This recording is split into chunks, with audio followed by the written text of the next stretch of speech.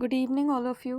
Welcome back to my channel where I have taken an initiative to help you out for the preparation of board examination. So, in this video, we are going to cover inter-chapter question or a question that belongs to two chapters: value based question, conversation based question, inter chapter question. इन सब के लिए आप mentally prepare रहिए क्योंकि बिल्कुल question का जो लेवल है वो बहुत अच्छा रहेगा, अच्छा खासा रहेगा, सिंस हम बात कर रहे हैं कॉम्पिटेंसी बेस्ड लर्निंग की। New education policy is going to be implemented, so that's why competency based questions ही हमारे एग्ज़ाम में रहेंगे। रोट लर्निंग से हमारा काम नहीं चलेगा कि हम चीज़ों को रट लें, नहीं, that is not sufficient at all. So हमारी हेल्प क्या चीज़ करेगी? हम खुद चीज़ों को एनालाइज करना सीखें, क्रिटिकल थिंकिंग हम यूज़ करें और हम डिफरेंट डायमेंशंस में सोच पाएँ। So this thing will help us out to solve any kind of question that is going to appear in our examination. ठीक है? So firstly, in this video I have taken two chapters, the making of a scientist और footprints without feet. ठीक है, हमने देखा है, मैंने ये दो चैप्टर क्यों लिए हैं, since these two chapters talk about science, scientific discoveries and two scientists. ठीक है, सिमिलरिटी है बट डिफरेंसेस भी हैं, तो ऐसे ही चैप्टर से दो चैप्टर को मिला के क्वेश्चन आएगा जहाँ पे सिमिलरिटी एंड डिफरेंसेस दोनों हैं। सो हमने देखा कि दोनों चैप्टर्स में दो साइंटिस्ट के बारे में बात की गई है। In the first chapter, Footprints Without Feet, we talk about Albright, and in the second chapter, The Making of a Scientist, we talk about Richard Albright. ठीक है, सो इन दोनों के कैरेक्टर के बारे में हमें एक कंपैरिजन करना है। We have to make a comparison between the characters of Griffin and Ebright. साथ ही साथ यहाँ पे हमारा एक दूसरा क्वेश्चन भी सॉल्व हो जाता है, वो क्या है? Science is a good servant और अ बैड मास्टर। क्वेश्चन इस तरह से आता है, ये कोटेशन दे दिया जाता है आपको कि science is a good servant but a bad master, कि भाई साइंस जो है वो एक अच्छा सर्वेंट है, लेकिन जब हम उसे अपने ऊपर हावी होने देते हैं, हम उसे नेगेटिव सेंस में यूज़ करते हैं, अपना मास्टर बना लेते हैं उसे, तब क्या होता है कि चीज़ें ख़राब होने लगती हैं, ह्यूमैनिटी का डिस्ट्रक्शन तक हो सकता है। ठीक है, तो ये प्रोवर्ब जो है वो प्रूव होती है इस चैप्टर में, इन दोनों चैप्टर्स में, तो यहाँ से भी क्वेश्चन आ सकता है।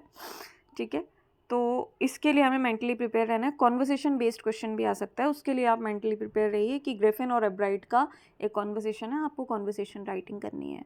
ठीक है, क्योंकि हम अपने प्री बोर्ड में और मिड टर्म में, प्री बोर्ड में हम देख चुके हैं कि very different kind of questions have been asked in our examination. ठीक है, चाहे वो स्पीच की फॉर्म में हो, whether they are in form of diary entry और इन द स्पीच फॉर्म और in any other form.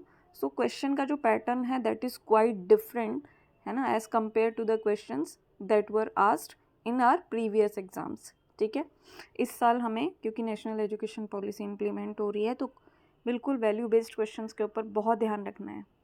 So the first point is, comparison का फर्स्ट पॉइंट क्या है कि ग्रिफिन भी एक ब्रिलियंट साइंटिस्ट है and एब्राइट was also a brilliant scientist. ये दोनों की सिमिलरिटी है कि दोनों क्या हैं, बहुत ज़्यादा ब्रिलियंट हैं।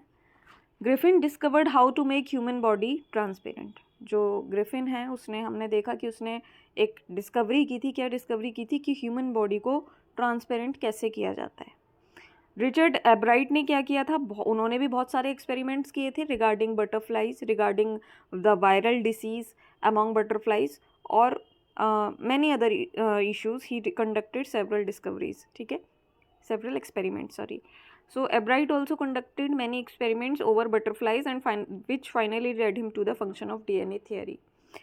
तो रिचर्ड एब्राइट ने भी बहुत सारे एक्सपेरिमेंट किए। स्टार्टिंग में उन्होंने बटरफ्लाइज के ऊपर एक्सपेरिमेंट किए, और इसी पर रिसर्च करते करते धीरे धीरे वो कहाँ पहुँच गए? On the function of DNA, कि how the cell read DNA. ठीक है, हेरिडिटी के ऊपर उन्होंने रिसर्च करी, डीएनए के ऊपर उन्होंने रिसर्च करी, जो उन्होंने अपनी थियोरी दी।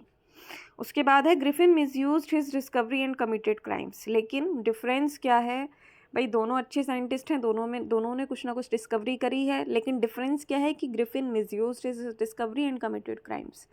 ग्रिफिन ने अपनी साइंटिफिक डिस्कवरी का मिसयूज़ किया, उसने अपनी बॉडी को ट्रांसपेरेंट बना लिया लाइक अ ग्लास, एंड उसने क्राइम्स कमिट किए उसने, ठीक है। जब हम कोई नेगेटिव एक्शन कमिट करते हैं तो वहाँ पे कमिट वर्ब का यूज़ करते हैं, ठीक है, नेगेटिव चीज़ों के लिए। तो Griffin misused his discovery and committed crimes, उसने बहुत सारे क्राइम्स किए। ये डिफरेंस है दोनों के अंदर। लेकिन रिचर्ड एब्राइट की अगर हम बात करें, when we talk about Richard Ebright, तो he did not misuse his discovery, rather he worked for the welfare of mankind and other species.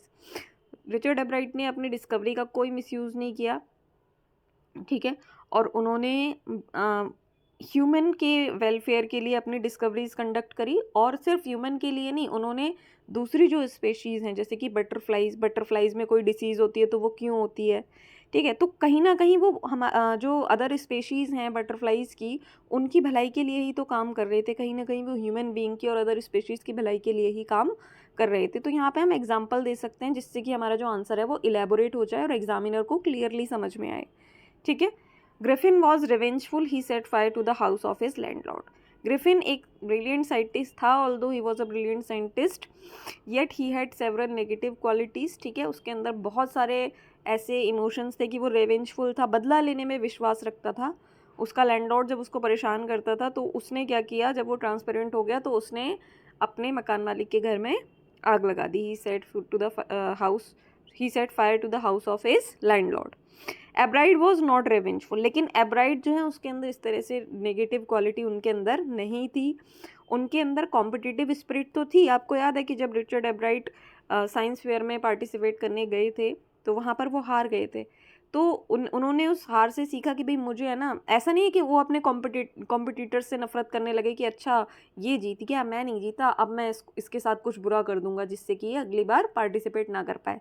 तो वो इस तरह के नहीं थे, उन्हें पता था कि अगर मैं हार गया हूँ तो मुझे अपना अच्छा करना है, मुझे अपना बेस्ट देना है।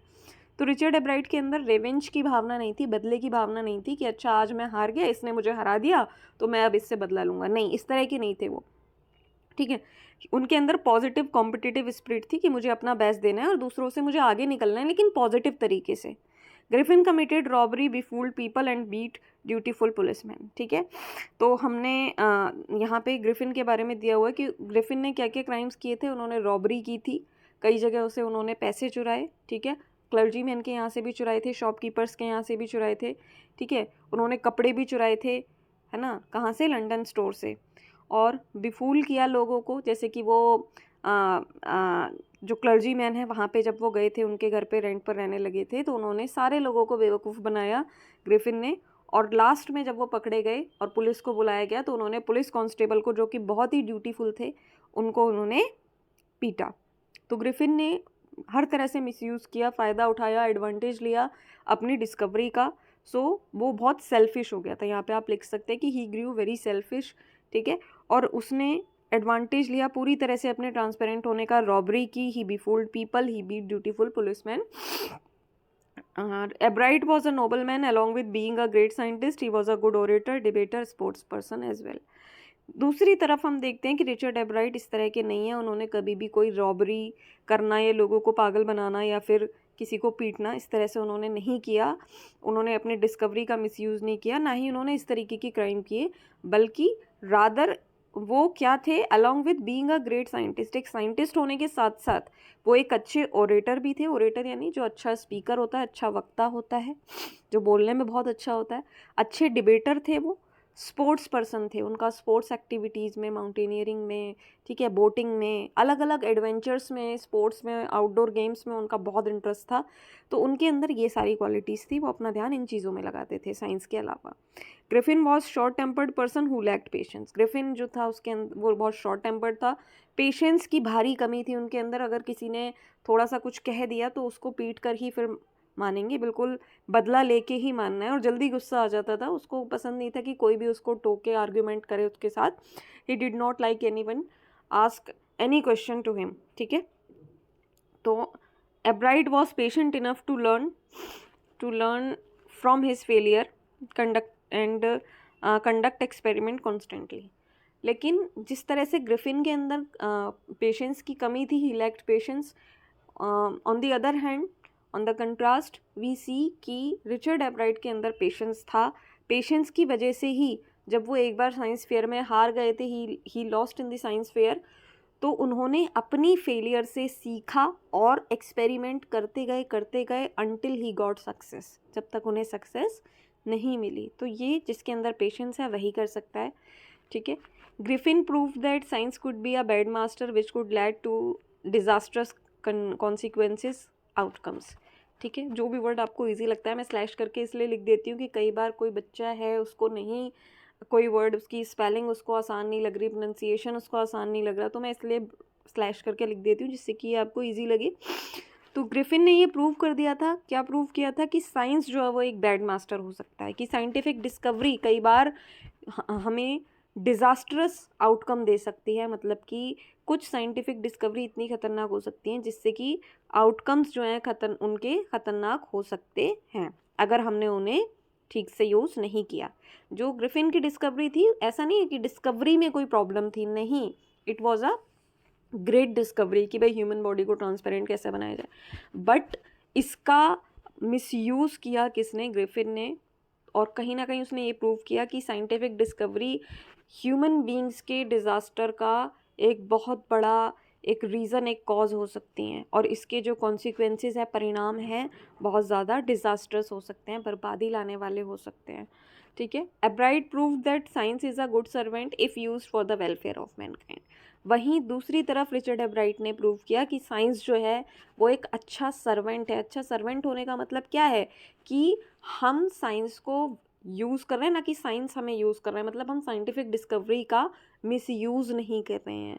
तो रिचर्ड एब्राइट ने प्रूव किया कि अगर हम साइंस को पॉजिटिव वे में ह्यूमन बींग्स के, मैनकाइंड के वेलफेयर के लिए यूज़ करते हैं, तो science can be a good servant, ठीक है, हमारे लिए बहुत ज़्यादा यूज़फुल है। आज के टाइम में हम देखते हैं कि साइंटिफिक डिस्कवरीज से हमें कितनी हेल्प मिलती है। Life has become so easy as compare to the life we use to live in olden days. So science is a good servant but a bad master. It all depends upon how humans use it. इसी के साथ आपका comparison तो हमने यहाँ पे किया ही है। यहाँ पे ये भी प्रूव हो गया कि साइंस जो है वो एक गुड सर्वेंट है बट अ बैड मास्टर, ठीक है। साइंस का पॉजिटिव यूज़ भी हो सकता है, और साइंस के जितने भी एक्सपेरिमेंट एंड डिस्कवरीज हैं उनका नेगेटिव वे में भी यूज़ हो सकता है। ये हमारे ऊपर डिपेंड करता है कि हम इसे यूज़ कैसे करते हैं। जैसे कि नाइफ़ है, नाइफ़ का यूज़ हम फ्रूट्स कट करने के लिए, वेजिटेबल्स कट करने के लिए भी कर सकते हैं, और किसी क्राइम को कमिट करने में भी हम इसका यूज़ कर सकते हैं। तो यहाँ पर हम इस चीज़ को हम प्रूव कर रहे हैं कि साइंस जो है वो एक गुड सर्वेंट है, but it also can be a bad master. ये डिपेंड करता है कि how we humans use it, ठीक है। तो यहाँ पर आपका science is a good servant but a bad master ये भी क्लियर हुआ है, दोनों का जो कंपैरिजन है ये भी क्लियर हुआ है। और अगर कॉन्वर्सेशन कोई इस पर लिखने के लिए आता है तो आप इन्हीं हिंट्स का यूज़ करके एक कॉन्वर्सेशन बिल्डअप कर सकते हैं, ठीक है। So with this video comes to an end. So prepare well since your exam is quite near. So prepare well. Best of luck. Good luck.